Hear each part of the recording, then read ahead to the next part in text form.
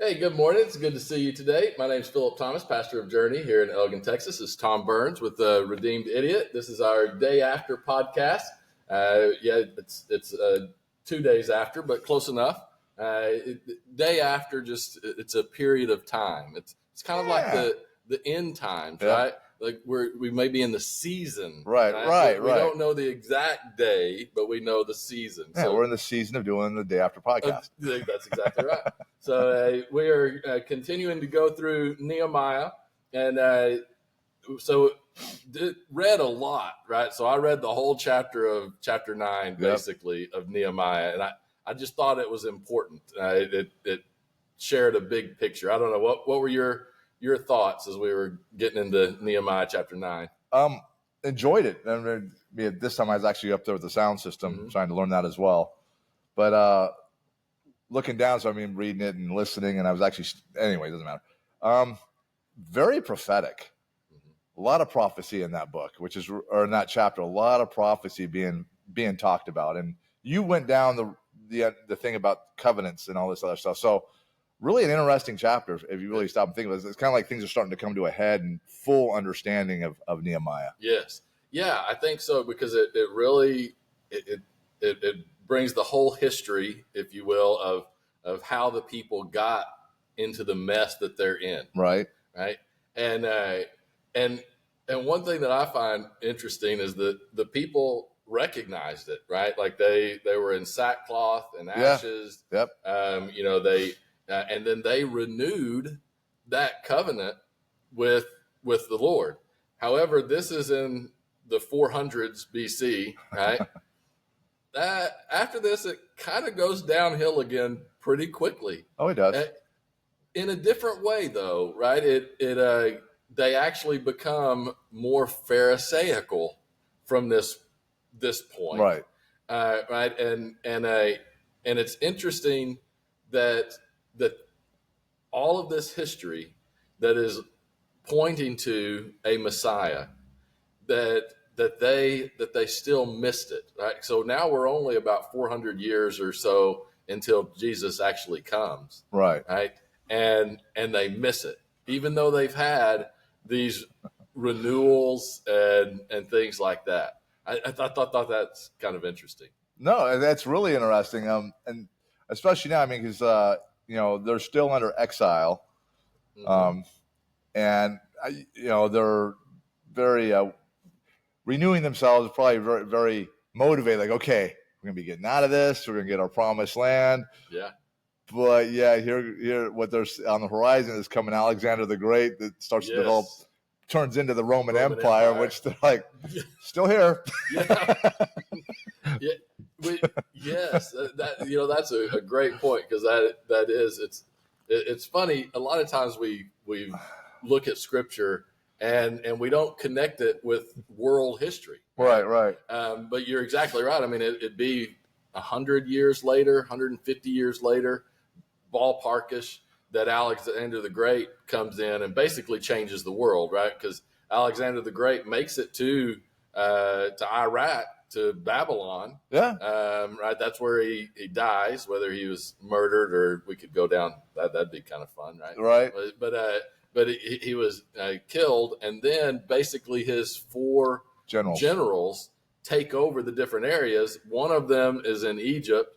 One of them is in takes over the Levant, right? That area, and that is what leads to Rome eventually, and it just builds from there. And then all of a sudden, you have a fever pitch by the time Jesus gets here, because the Roman Empire is starting to, because at that time Caesar was already happened, so Rome has experienced its first earthquake, if you will, of going from a strong republic, right, to now being a Caesar. It's actually under the first official Caesar Augustus, that Jesus is born, and I think it would have been the next Caesar by the time he dies. It was somewhere right in there, because it was Octavian, who was Caesar Augustus.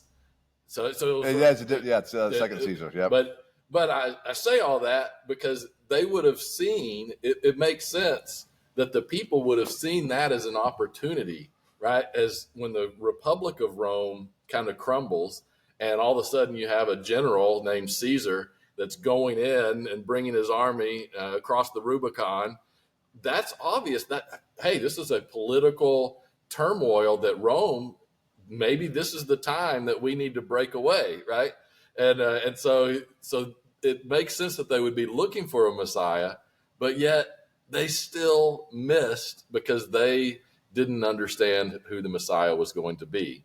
And they didn't really understand that covenant, even here. No, obviously they didn't. Oh boy, I hate. Oh boy, I'll say it this way. So, I mean, to even the point of even the disciples still weren't fully understanding it. Yeah. I don't want to bring the chosen into this, yeah. But yeah, no, they still didn't get it. I think, well, it still comes down to what I say is there is a covenant. They know what they're expected to get, and they're looking for the promised land. They want to have that control, and that's going to come from Christ, et cetera, and all this stuff. And they keep exiling because they keep screwing up. Like here in Nehemiah, it's like, okay, we're going to fix this. We're going to go back to the feast. We're going to honor. God's going to deliver this back out of us. We're going to get our country back. We're going to have Jerusalem. We're going to be in control. And then, like we're talking about, it eventually goes in the Roman Empire. They don't get it back. So I think that the Pharisaical concept is they're trying to be so literal, so perfect, which in one way is a good thing. You know, we are going by God's word, literally what it says. We're going to hold this law, and we're going to hold everybody to it because we keep screwing up. So we must have to hold the law. In fact, we're going to add more laws to it. Yeah, exactly. We're going to make it even harder. You can't screw up that. So God will give us our promised land back, because we are not going to fall back into idolatry and all this other stuff. They still don't see, obviously, who the Messiah is, even though they know the story. But they don't recognize a lot of their laws as actually being prophetic to who he is. And he's not this guy that's just coming in there with a sword and he's going to whack off Caesar's head and he's going to take over Rome and rule everything. He's just this little dude running around and with riding donkeys and stuff. This guy can't be the Messiah. Right. No, and I think it's so important to understand and for us to wrap our mind around, what is the covenant? What does the covenant mean? Right. Yes, there was an element of land and nation with that original covenant, because that was needed to secure a people group in that day and time. But the ultimate purpose of the covenant is redemption, right? Both old and new. So in the old, it was still redemption. It was still how being made right with God, right? And that would ultimately, that sacrificial system. That's why it was instilled. Installed. They both work. They both work. And because God knew that we all need redemption, right? We've all sinned and fallen short of the glory of God, right? All of those things. And so the covenant has always been about redemption. The danger is, and what they did is they missed that. They made it about a religion, they made it about following the rules, if you will, and elevated that over God's intention. And it really easily can go into, well, we have to earn our place in the covenant. And this is hard. This is a hard balance, because especially whenever we're talking about the covenant with God, and we talked about this last week, that God is always faithful to us. He will always keep that covenant. We are not always faithful to him. But we should strive to do that. So we can err in two different ways. We can err by becoming realizing how important that covenant is, which I think the people recognize that. But what they did is they started hyper focusing on how do we live up to this covenant. We've got to make sure we create a law for everything, including how many steps you can take on Saturday on the Sabbath. Oh yeah, that is considered work or not. Right. So I mean, we are going to the letter of the law because we want to live up to our side of the covenant and hold that covenant. So we have to make sure we do our part. Well, that can lead you in a dangerous place because you realize we can't do our part. We can't keep up our end of the deal. No. Right. And not ultimately. And so then you just fall away. That's what the people did, right? Is they eventually, throughout their history, they were like, oh, we can't keep this up. We kind of like this other God. We kind of like some of the things here, right? And it just leads them away. There's a danger on the other side too, of saying, well, there's nothing we can do. We're sinful. We're completely fallen, utterly depraved, right? All of this stuff. And if you're not careful, then it leads to you not caring enough about, no, your life does need to change and reflect the covenant, right? You can't. I used an example, and I know, of Chip and Joanna Gaines. Oh yeah, right, yep. With the Magnolia people. I believe that they are probably very strong Christians. They're caught up in this crazy worldview spiritual battle that we're in, right? But if you don't understand that the covenant does mean that we live differently, that we have a different standard that we shoot for than the world does. If you don't recognize that, then all of a sudden you're proclaiming Christ and you're also elevating ungodly lifestyles, right? In the name of being nice. Well, you can be nice and respectful without elevating and normalizing things that are not godly, right? And so I think those are the two dangers of not fully grasping what the covenant is. It's either becoming focused on every little tiny thing and we're going to get everything right, which leads you to throw your hands up in the air because you can't do it. And then the other danger is that, we don't want to become that. So we're like, well, since we're all fallen and we all sin, who am I to call out someone else's sin? Who am I, right? And that's a danger too, right? So we have to find that balance in between. No, yeah, I don't disagree at all. And I think you made a kind of a cool point that, when we were talking about them, that they fall away over time. They fall out of the covenant. It's like we have a short-term memory, and what's kind of cool, if you look back at, Moses up on Mount Sinai, they're all excited when he started up the mountain. Yeah. Then he got up there and he was up there for a long time. And they just kind of completely lost sight in a short period of time. Like, okay, let's just go make another God. And we're going to worship this. Our short-term memory is so bad. I mean, in a real world example, to those that are probably around 30 years old right now, would be able to remember this, than 30 or older, roughly. But is 9/11. Yeah. Back then we were all just living kind of simple lives. Everything was kind of cool here in America. 9/11 happened, and everybody's a patriot. Yeah. Everybody was flying flags. Everybody arms up. Everybody went to church. Everybody was going to church. Yeah. We all kind of on the same page. But 6 months later, flags are down. Everybody's like, whatever. I'm already over this. Even though this war goes on for 20 some years, like, whatever. More people died. Who cares? Yeah. I'm going to go watch the Kardashians on TV because that's more interesting. Yes. It's our attention span sucks. Yes, it really does. It does. And I think that's kind of what you're saying, kind of a good portrayal here, like recognizing, our attention span kind of sucks. We've kind of fallen away from God. I think not practicing the feasts is a big thing. Those were his Sabbaths. You are required, especially 3 of them, to do these things. Yeah. And it's not like they're hard. No. It's like you get to eat, you get to be merry. Fun. Yeah, you get to rejoice, you get to drink wine. Whatever. Yeah. I'm just going to go on with my own life. And so we have to be intentional about understanding that covenantal relationship, that it is about redemption. And I kind of brought it into modern day. I always try to do practical application stuff.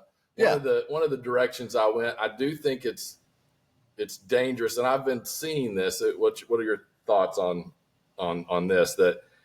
That our society, we have definitely become that society that you do what is right in your own eyes, right? And some of that is because of our freedom, right? We allow people to be free, which by the way, I agree with. You're free to do things that are not healthy, right? But I nearly think that as the societal view has started infiltrating the church, and man, if we're not careful, our society is basically going to completely do away with the reality of sin, right? Except the extreme ones, right? That are right. But and that's a dangerous place, because if you don't recognize that there is sin, and that all of us have fallen and do not live up to the standard that God has set for us, then what's the need for redemption, right? If I'm just a good person, if I'm just kind of kind to everyone and I smile and I make people feel good, hey, that's great. And there's nothing wrong with that. But guess what?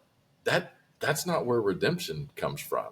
Redemption comes from that acknowledgement that we need Christ. And so, I kind of use the example of, how many things, lifestyle issues are now, well, you're born that way. Okay. And I mean, man, we can debate the science on all of that stuff, but at some point there's still a choice, right? Like with alcoholism. Yeah. People are more disposed or less, but at some point you're still choosing to pick up that drink and drinking too much, and that can lead to a life that pulls you away from God, right? If we just chalk everything up to, well, that's just a disease, it's not really much they can do about it. That's dangerous. And I think it actually is a tool of Satan to try to take power away from the cross, because the reality is that the cross can overcome the worst of sins. Like, this is one of the things that whenever I think about abortion, right? I believe there are a lot of women who have been deceived into thinking that is just a normal way to handle a difficult circumstance. Right. And they've done something, and you know what? They have participated in the taking of an innocent life.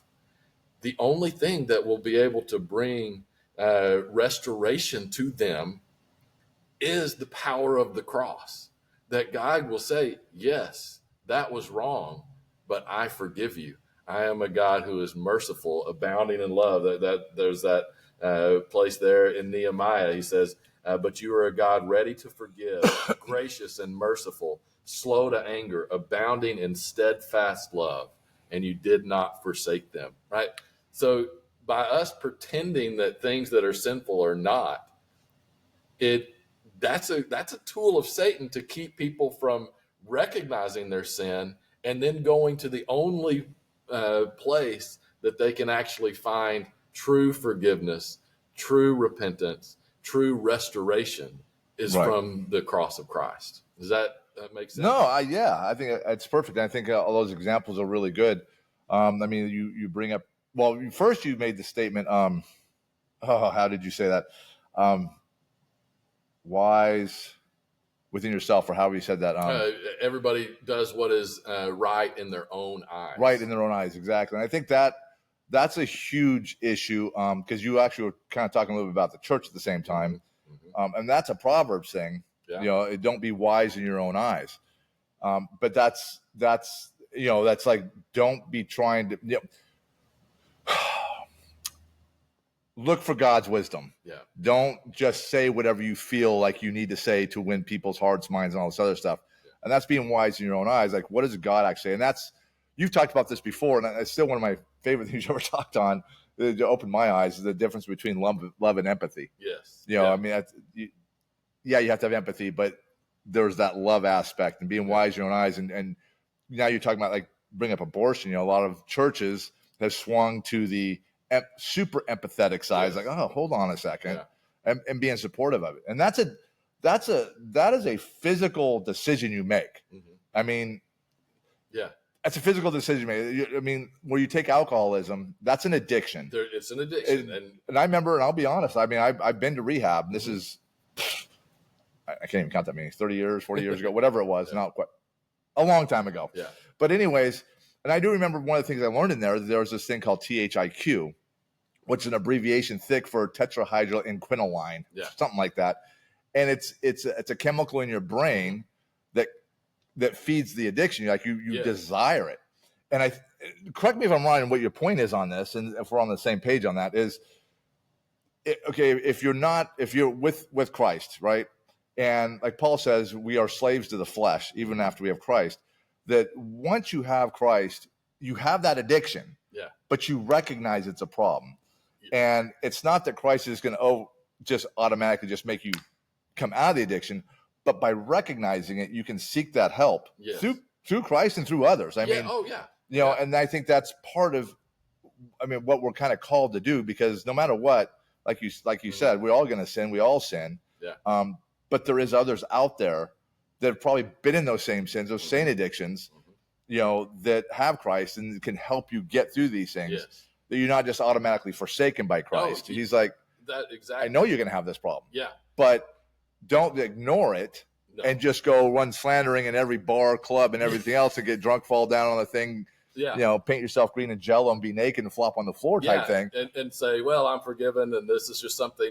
That's the danger of just saying, well, it's just a disease. Yeah. It's just something that exactly. No, we all have different struggles.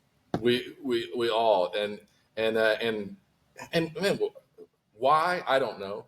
You know, is it the way you were raised? Is it that you were just born that way? The answer is probably a little bit of yes to all of that. But the reality is that as long, I think we do a disservice when we don't recognize that those are temptations that are tempting us to do things that move us away from God. Not only us, it draws others away. And it draws others away, yes. And so whatever the cause of it is, right? It doesn't really matter. It's that we need to recognize that the answer is we can't fix it on our own. We have to rely on Him to help us fix it. Right. Right. And we're never going to be perfect until He makes us perfect in His chosen time. Right. Right. But there definitely is a danger of that toxic empathy. There's a book, Toxic Empathy. Oh, is there? Yeah. There's different, this, idea of, well, we just love people and we just accept them wherever they are. Yeah. And that we just allow Christ to be the one who changes in them. That is true. It ultimately will be Christ who convicts you. But as the church, we do need to at least hold up what the standard is. And at the same time, acknowledge none of us meet that standard. We're all still struggling. But that's why we need the redemption of Christ. If we just accept how whatever somebody's behavior and lifestyle, if we just say, you know what, we just love you and we just accept you, and you know what, just carry on, keep calm, carry on, right? Well, then why would they ever think that they need redemption, right? Hey, I'm good, everything's fine. Right? And this is a hard battle. I understand it's a hard line, because we don't want to focus only on the sinfulness. That our focus is on redemption. But part of focusing on redemption is acknowledging these are the things that are sinful, and all of us struggle with them. All of us have different areas in our life that clearly are sinful, and we need to turn those over to God and accept His forgiveness and His redemption, and we need to start living that way. Well, I think, I agree. So I think you see that now in some churches that actually take it to very extreme, and that's the problem, that they don't think sin is something they'll admit exists. Yes. But sin doesn't keep you from God, because everybody gets saved. Right. God loves us no matter what, and that is true. Yeah. Yeah. And even all your sin, He loves you in that, and Christ did come and die for all sins. But that's the key. Yeah. He died for it. Yes. Because of it. Yeah. So, and there's something like, oh, just, it's all good. No matter what you do, you're going to heaven. Yeah. God loves you. It's good. And that's, I think that's the extreme side to it, that there's no recognition, but you still, now you're going to still have people, even if you take the redemptive point out of it, you're still going to have people living in these things, whether it be disease, whether it be alcoholism, whatever it is, they're still going to be in trouble. They're still going to hurt. Yeah. They're not going to have that joy. Right. I mean, what joy is in that? Like, oh, everything. I mean, yeah, okay, everything's good. And you think the promise is, oh, no matter what I do, I get it. I got salvation, but miss that whole concept of if that, what you're saying, if that's true, then why did Christ have to go to the cross? Right. There would be no reason. There would be no reason. Because sin has entered the world. Yeah. It is here. And we are all susceptible to sin. Oh, yeah. 100%. But we do need to, and you like you say, the standard, of course. I mean, it's an obvious thing. I don't even know how to explain. I mean, it's just obvious. It should be. You know, it's, you got parents, you know, and your parents raise you in a certain way. And if there's respect and love, you're going to try to uphold that outside of the household. You know, here's how I was raised. Yeah. You know, and that's a reflection of the parents. You're still going to screw up and you'll, forget what they said. I'm going to go do this. And that's going to happen. But it's kind of the same concept. If you truly love him and know who he is, yeah, you're still going to have sin in your life. We get that. But you're going to try to adapt. Like, I need to focus on him because this is not a good witness to helping other people to come to know who he is so they can have that redemption. Yeah. And when you go back to these guys in Nehemiah, I mean, the positive thing to the verse you just read is no matter how bad we screw up, he's ready to pick you back up. That's right. As much as the Israelites, the Jews, kept going into idolatry and worshiping other gods and burning babies and all this other weird stuff and doing bad things within the temple that God said not to. He's like, okay, I love you. Stop. You're going to get exiled. Your life's going to suck a little bit, but I'm still there. Just remember me. And he always gives you the way out. Always a way out. Yeah. No, I don't know.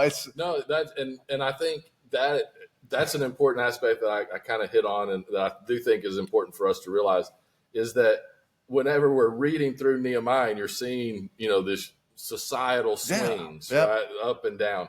Well, there were a lot of individuals who were constant through all of that, right? Yeah. Like they were being faithful.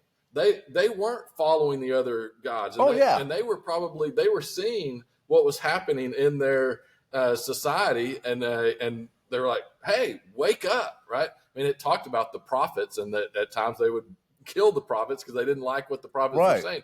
Well, it wouldn't have been just the prophets that were recognizing this stuff, right? No, of course not. Other people would, and I think that's important for us to understand because I do think there's similar patterns, if you will, to what has happened now with the church because the covenant has not moved, but there's still that covenant, you know, with the people. But that covenant is now fulfilled through Christ and Christ alone. And so now it's not the covenant. God is trying to bring redemption, not through the Jewish people, but it's through Christ and through his church. Right. And so we, in a sense, are that other side of the covenant now. And if you look at history, we've seen the church rise in influence and then fall, and then kind of rise and then fall. Yep. And I would say that we are clearly in a fall right now. You know, just numerically with, you know, people coming to Christ. I know there's some positive areas. Like I saw one that in the Catholic Church, they were talking about there's a large number of younger men that are coming into the Catholic Church. And then in the same article, it said, but the church is losing like even higher percentages to age and to people leaving the church. But they're on the other end of the spectrum. So it's encouraging that younger people are coming back, but then we're losing other generations. And we're at a and you've talked about this in Revelation. We're kind of in one of those times of that last church. That's a church that's apostate or falling away.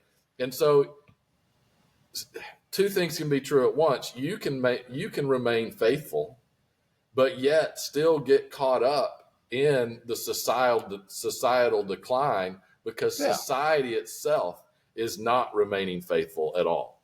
And we are certainly seeing that. Our from our governmental structure, it used to be more godly, right? I mean, our government was founded on basic biblical principles, and now we are removing those, and we don't want to talk about those, and we talk about them in different ways, right? And we've allowed these progressive Marxist ideas to come in. We've allowed we're allowing and not recognizing the danger of other religions, specifically Islam, that is coming in, and they are attacking the basic biblical principles, and all of that is designed to draw you away from worshiping the one true God, to kind of let's just balance it out a little bit, right?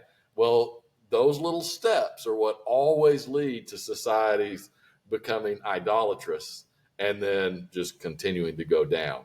And we have to be on guard against that. That's one thing that Revelation and going through the churches, I always love how it ends. He who has an ear, let him hear.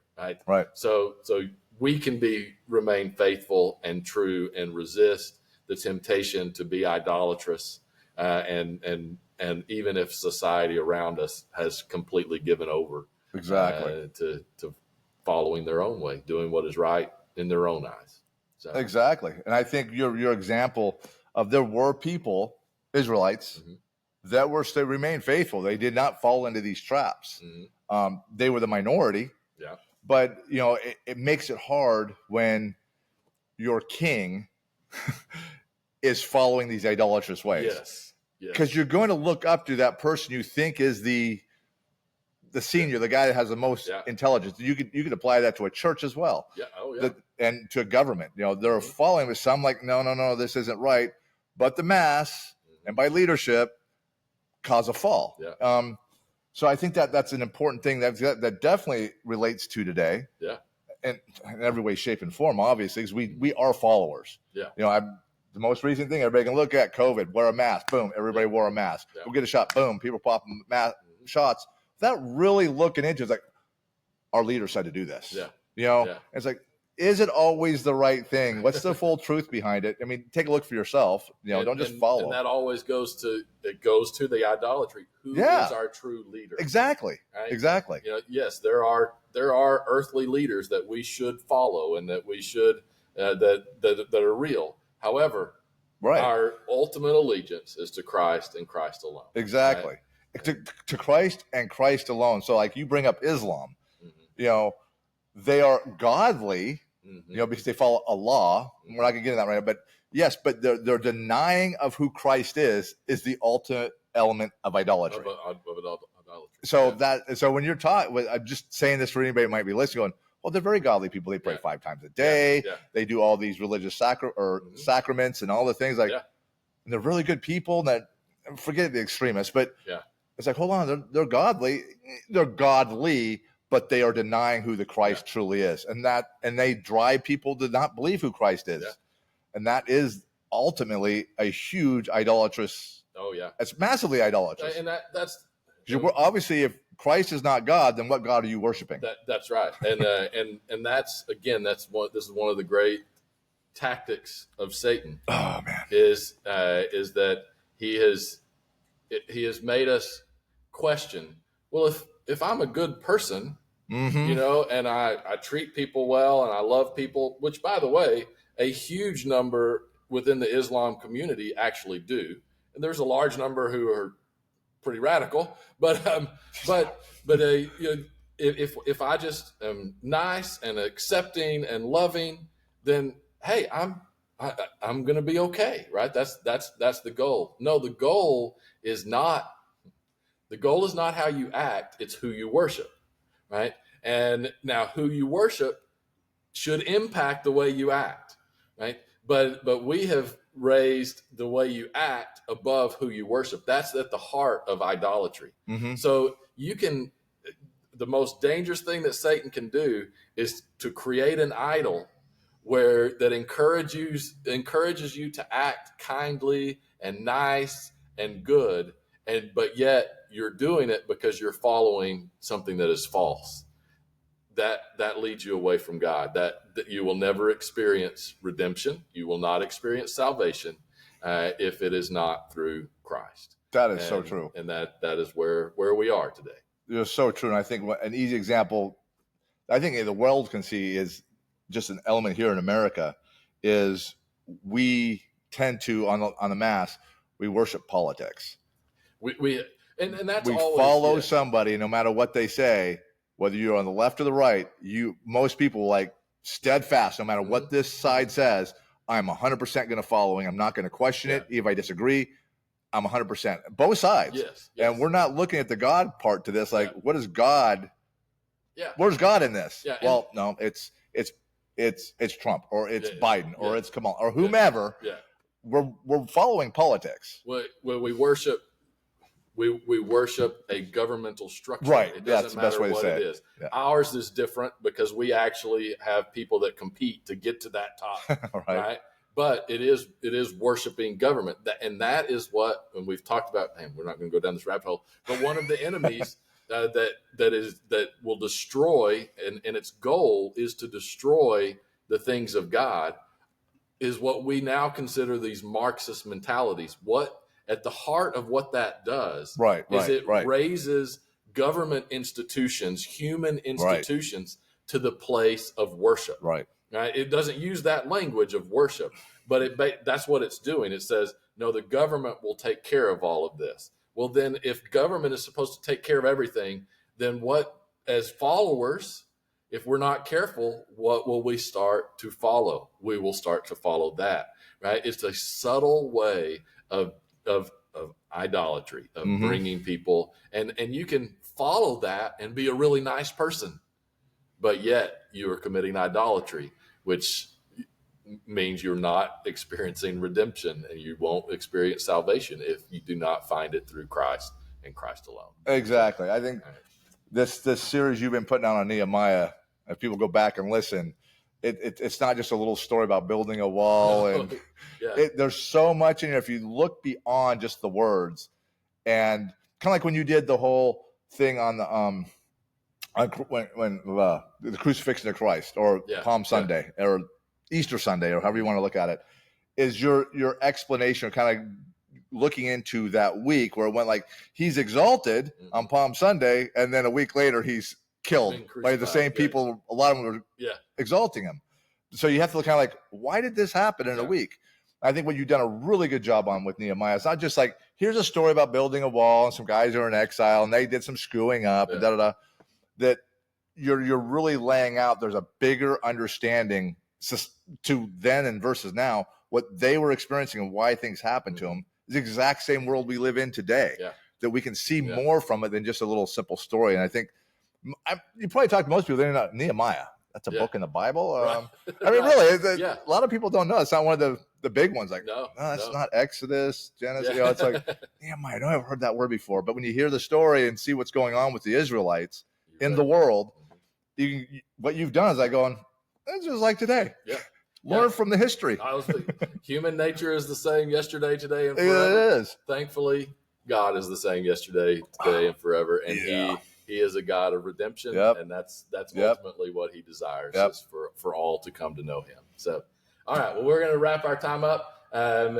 You can always join us on Sunday mornings at 10. You can watch us in our app, Journey Elgin Church, or on YouTube, or even podcast. You can catch all this stuff.